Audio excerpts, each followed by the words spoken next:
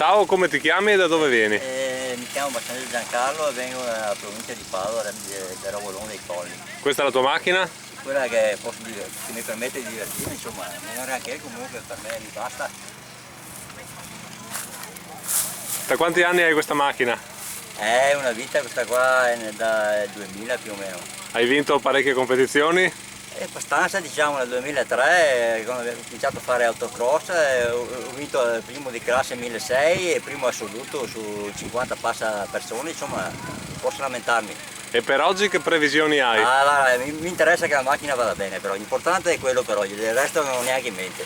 Comunque ho fatto il trasloco che sarà 7-8 mesi e ho contato 83 copie, insomma, penso che me la sia cavata, insomma, nel mio piccolo. Complimenti ancora! E dopo correvo anche sul ghiaccio, non vince che la gara. Corre qua sulla terra è un giocattolo quando uno va a corso sul ghiaccio. Tutta un'altra roba qua. Va bene, grazie, ciao.